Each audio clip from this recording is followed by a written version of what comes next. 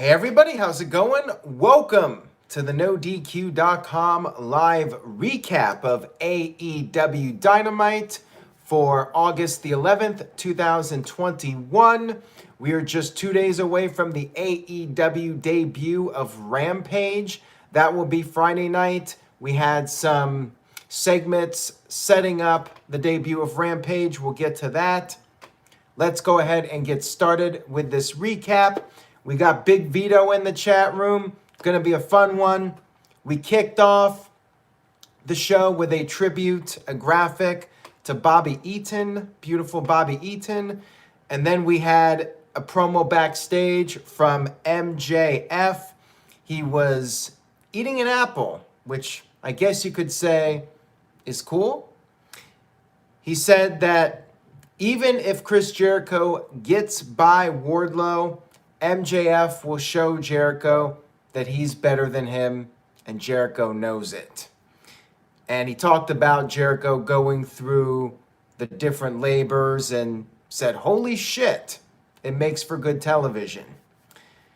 We had our first match of the evening. We had the Elite, Kenny Omega, and the Young Bucks up against the Seidel brothers and Dante Martin, who was really the star of this match. He got a lot of offensive moves in on the Elite, lots of impressive feats of athleticism. He looked really good in this match. Fun opening match to kick off the show. The Seidels and Dante worked well together. The Seidels put a double submission on Matt, but Omega was able to break that up. And Dante actually was able to avoid the one-winged angel and actually got a roll-up near fall on Omega, but then Omega was able to hit a V-trigger, hit the one-winged angel, and then the Bucks hit super kicks to the Seidel brothers, sending them out of the ring, and then there was the three-way BTE trigger to finish off Dante. So it wasn't just the one-winged angel, but the BTE trigger on top of it. They made Dante look about as strong as possible in defeat. So good stuff here to kick off the show. And then we had our big post-match promo with Don Callis, but it was quickly interrupted by Christian Cage. And it was announced that Christian is the man to face Kenny Omega at the All Out pay-per-view. Now, as soon as Callis brought this up, he referred to Christian as the Stamford Stooge. Little shot at WWE, of course. Stamford, Connecticut, in case you don't get the reference. You had Jurassic Express come down to the ring with Christian, so the odds would be even. And then as soon as Callis mentioned Christian facing Omega at All Out, we had CM Punk chants. And I felt so bad for Christian because here he is getting the title match at All Out instead of Adam Page. And now the crowds are just chanting for CM Punk instead of Christian. Poor guy, he comes back from his lengthy retirement, and people were not really that excited about him at Revolution. And then he gets the world title match, which I figured was going to happen because there was a tease fairly early on after Christian debuted between Christian and Omega. So we're finally getting it on the pay-per-view, and, well, the crowd chants CM Punk. And Callis was running down Christian. Christian responded by asking if Callis was done, and Christian referred to him as a carny piece of shit. Christian then had an announcement of his own. He said that at Rampage this Friday, the show will open up with a one-on-one match. Christian versus Kenny Omega, but not for the AEW World title. Rather, it will be for the Impact Wrestling World title. You had the Jurassic Express also revealing that they will be getting a tag team title match against the Young Bucks on next week's Dynamite. I understand the fans being maybe not super excited about Christian in the spot, just because I think we all know that Christian's not winning the AEW World title at All Out. Ain't gonna happen. I will say doing the Impact Wrestling title match is a little bit more interesting to me. I could see Christian possibly winning the title. He, after all, has the history with Impact, and he could win it, and then you could do champion versus champion, title for title at All Out to make it a little bit more interesting. I still think Omega would win that, but I like doing the Impact World title match first before All Out. I think it makes the storyline a little bit more interesting than just they do the match at All Out, Christian loses, and that's the end of that. Hopefully, it'll play out well. I know people are upset, but I think it's one of those scenarios where we should see how it plays out and let it play out. Let the storyline progress, and we'll see what they do. Michael Wayne thinks they're going to do a DQ. Well, Tony Khan is very much against the concept of doing DQs, so I don't think that's going to happen. And if Omega beats him, that kind of waters down Christian as a challenger. So if anything, I think Christian needs to beat him to not only win the title and have them go in each with a title, but also to show that Christian can beat the champion. You know, people are not really buying him as, and this is Christian, this is crazy to say, but I'm not sure people really buy into Christian as being a guy that can beat Omega. So yeah, I would not be shocked if Christian wins the title. But yeah, I mean, they could end up doing a DQ. I just think that's kind of against what Tony Khan likes to do as far as his booking philosophy goes. Moving on here, we had a backstage video package with Malachi Black. Said that he promised that what he did to Cody would be quick, short, and violent. And he said that people will no longer doubt the House of Black. This was the only appearance of Malachi Black on this show, but that's fine. No biggie, you know, just little video package, promo, whatever, to keep him as a topic of discussion. We also had a backstage promo from Miro, and he talked about beating the shit out of Lee Johnson. These guys really like to use the word shit in their promos. I guess, you know, it makes them come off as edgy or something. And Miro said he'll be facing Fuego del Sol on Rampage this Friday. And if Del Sol wins, he will get a contract with AEW. My feeling is Fuego del Sol will not be getting a contract, at least on this particular show. He'll probably lose and then pick up the win, although Elon Brown in the chat thinks Fuego del Sol is going to shock the world. Bad idea. Maybe he shocks the world against somebody else, but having him beat Miro would be a terrible idea. I think this should definitely be a quick and easy win for Miro. We had Daniel Garcia, Daniel Garcia, along with 2.0, formerly Everrise, up against Darby Allin. Crowd was very much into Darby, chanting for him. Garcia went after Darby's arm. Darby started to make a comeback, but then 2.0 interfered. They distracted Darby. Darby, however, was able to recover. He hit the coffin drop, picked up the 1-2-3 victory. After the match was over, 2.0 attacked Darby. Sting, however, made the save. And I really like what they're doing with Sting, keeping him as a guy that is elevating Darby, helping out Darby, kind of like a manager.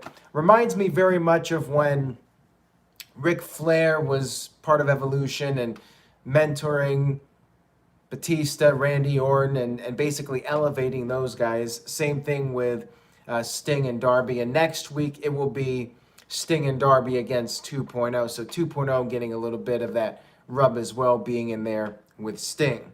Like, hey, that's pretty sweet. They went from being fired from NXT and now they're getting to work with Sting. I mean, that's pretty cool. I think they're in a good position right now. We'll see if they continue to build up momentum in the coming weeks.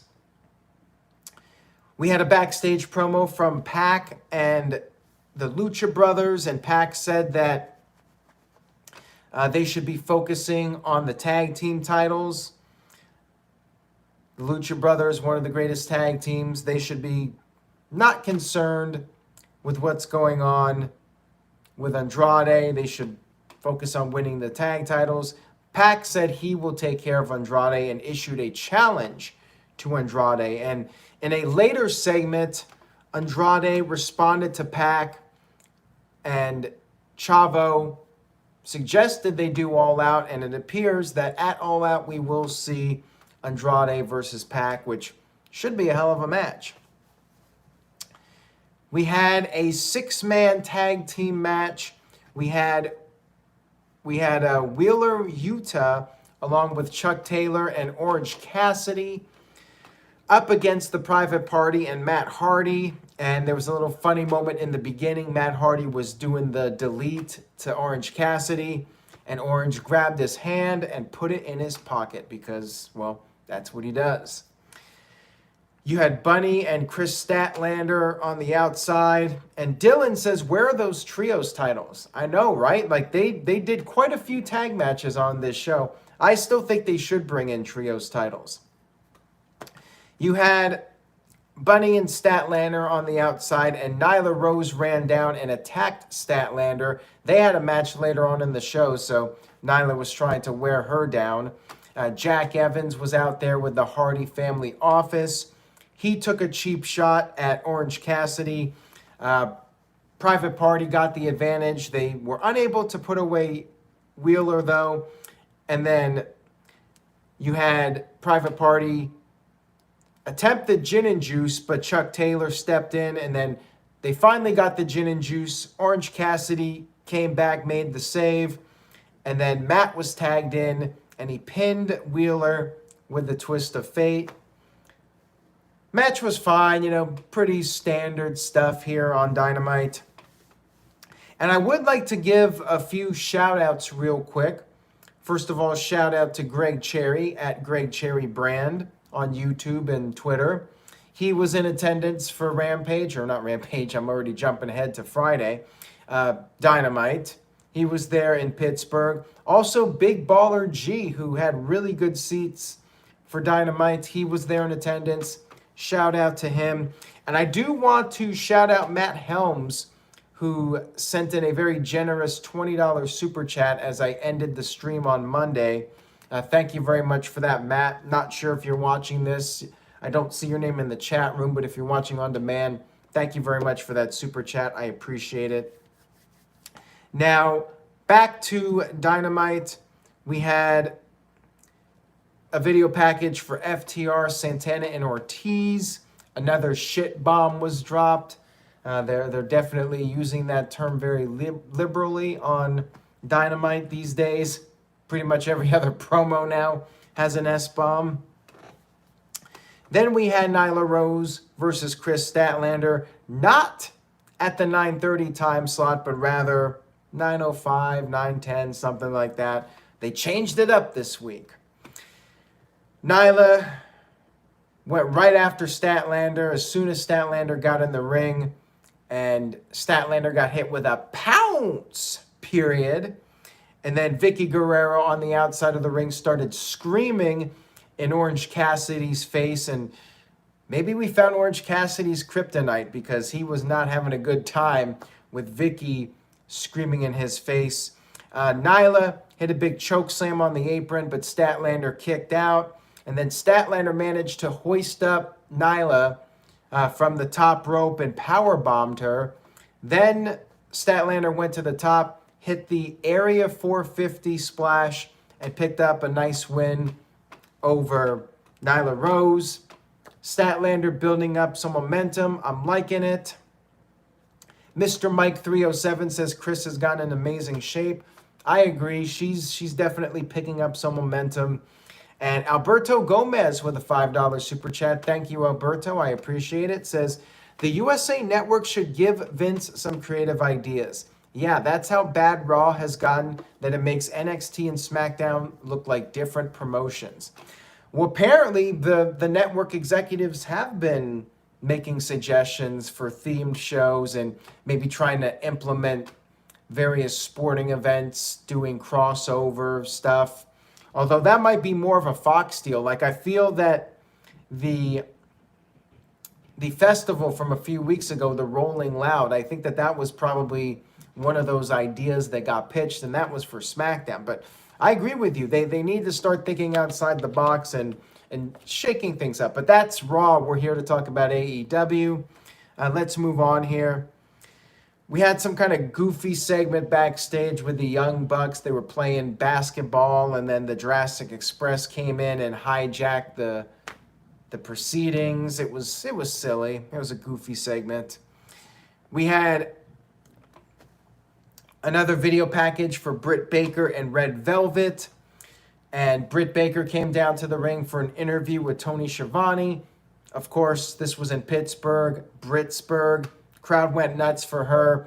They had towels. They were spinning the towels around. I guess that's some kind of sporting thing. And I apologize for my lack of knowledge with that.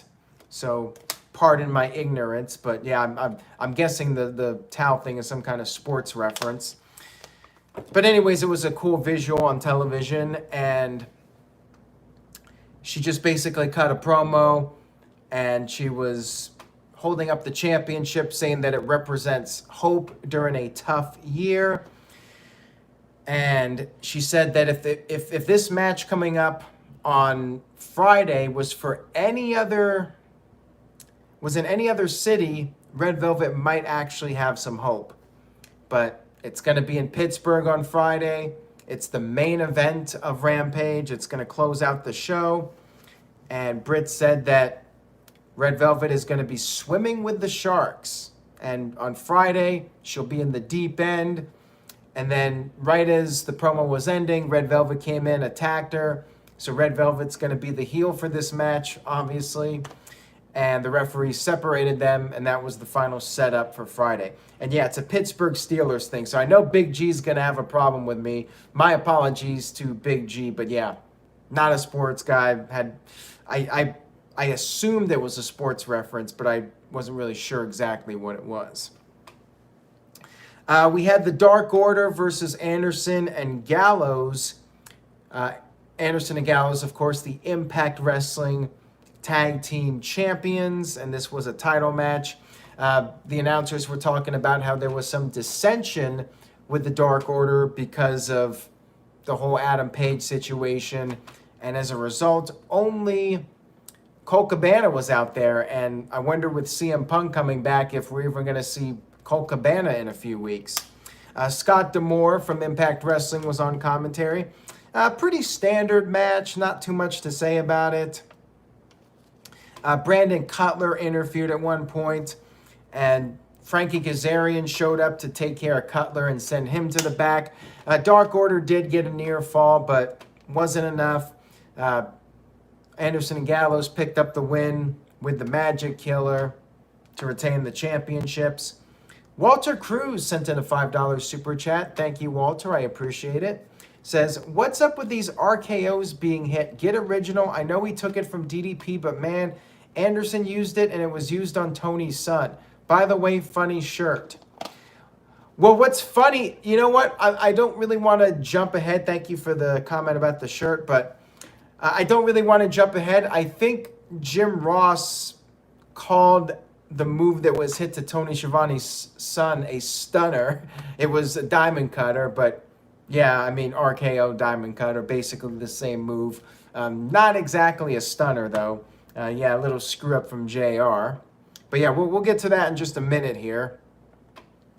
We had a Camille Layla Hirsch video package. A lot of video packages on this show. And they have a match coming up at the NWA Empower Women's event, which is at the end of the month.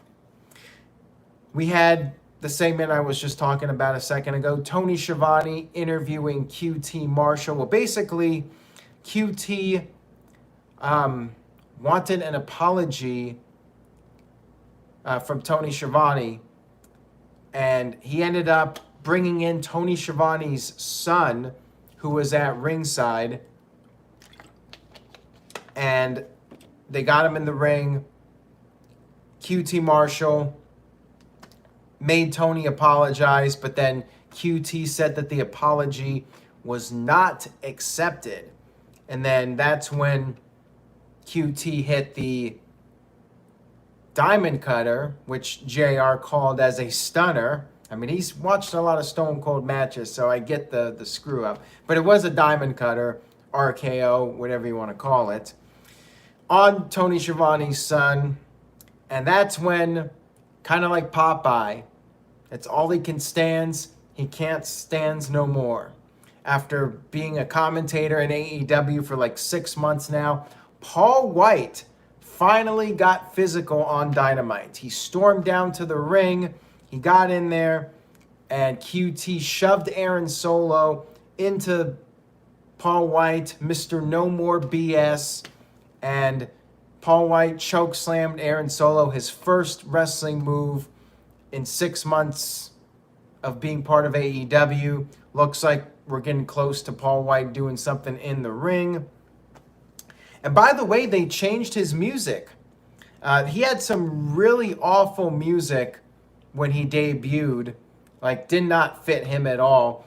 And basically they gave him knockoff music of his WWE theme song. You know, it's that same kind of slower paced song with the vocals, kind of like a bluesy sound.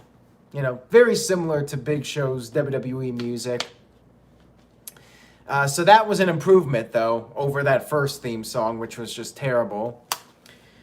Walter Cruz with a $2 super chat. Thank you, Walter. Says, JR almost called Paul White Big Show two botches.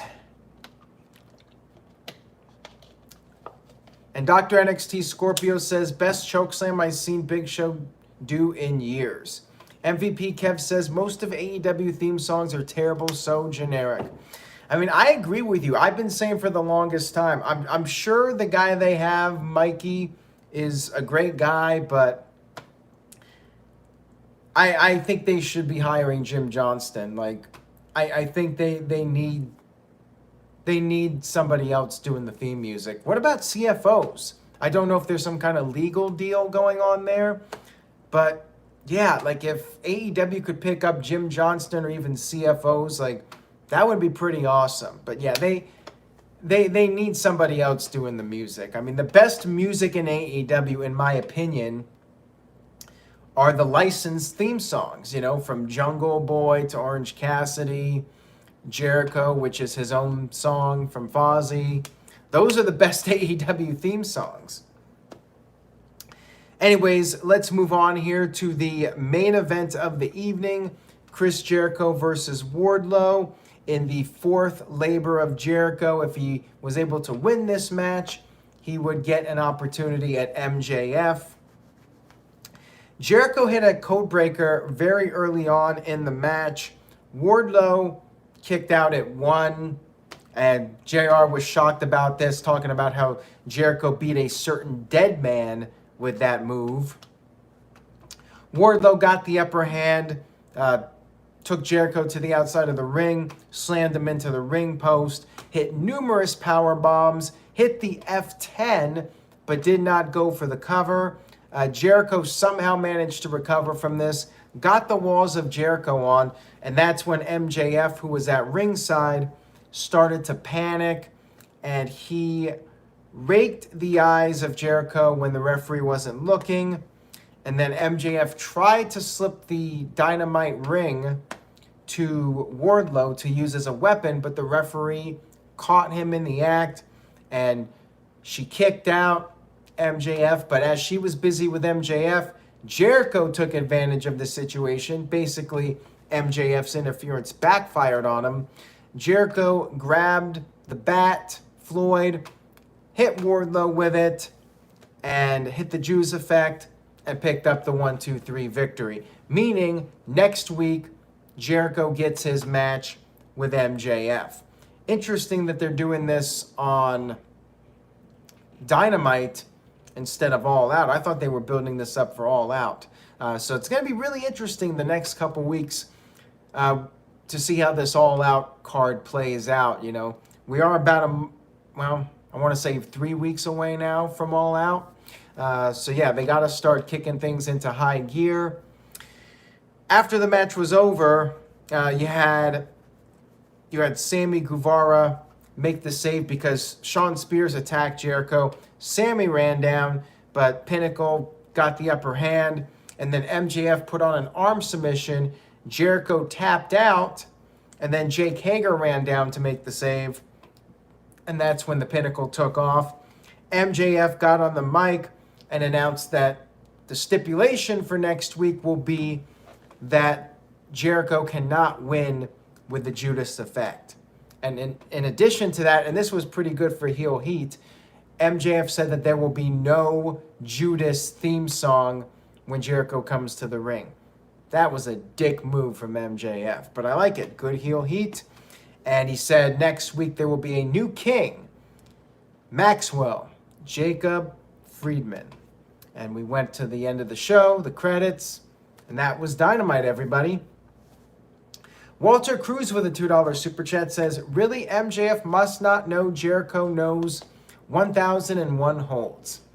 That is very true. Like, do not count Jericho out, but as MJF said, Jericho has won a lot of moves with that Judas effect. All right, so all in all, it was a pretty decent show. A lot of it was build up for Rampage and next week's Dynamite. They did a lot of video packages, but the wrestling was good on this show. Opening match was really fun, and they did what they could to set up Christian. I like the build up for Rampage. So I'm going to give the show a B- this week. Was not an all-time great Dynamite, but it was fairly solid. And again, it's more about building up for Rampage and next week's Dynamite and All Out. But overall, I think they did a pretty good job in setting that stuff up. But yeah, it was more about building that stuff up. Not really any kind of big moment on this particular show that I think would stand out a couple weeks from now. Nick Glavin, Don, give it a B. Michael Wayne and Maud W. and MVP Kev also give it a B-. Dr. NXT Scorpio with a B+, says it's a good show. Mr. Heavy Metal Hero Dude with a B+, and Terry Waller gives it a B.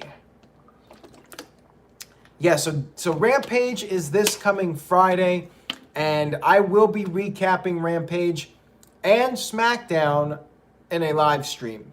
Normally I go on live 10:05 Eastern, but because of Rampage, I will be going live at 11:05 Eastern on Friday, and I will be recapping both shows. So please spread the word, tell a friend. Gonna be a big live stream. Dylan sent in a $2 super chat. Where's Stephen Bonaire? Didn't he have an announcement? I think they delayed that for next week. They said that that's going to be next week. Dan Lambert, he was supposed to have a promo. That's all going to be next week. I guess they wanted to focus on the stuff that was building up Rampage, and they wanted to make sure that stuff got proper attention, so it got pushed back a week. But yeah, I think all that's going down on next week's Dynamite. Anyways, guys, thank you so much for tuning in. I appreciate the viewership and support. Make sure to give the video a like, a thumbs up on Twitter and on YouTube. Any way you can, please spread the word. Take care, everybody, and I will see you all next time.